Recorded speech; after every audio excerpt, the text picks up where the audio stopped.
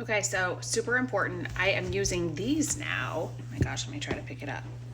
So these come on this roll. Check that out.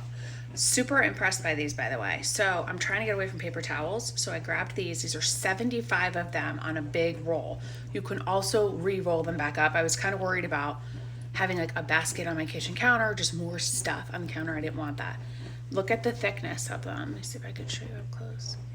So they're not overwhelmingly thick, like they're not going to stay wet forever once you use them. I have loved these so far. So if you are so tired of paying what you've been paying for paper towels, I find these to be a fantastic option. You throw them in the washing machine and you re-roll them up so they look back like that when you're done. And perpetual paper towels. I mean, these are amazing. I love them. I am really impressed by them. Check them out. At least give one a try to see if you can eliminate how much you're spending on paper towels every month.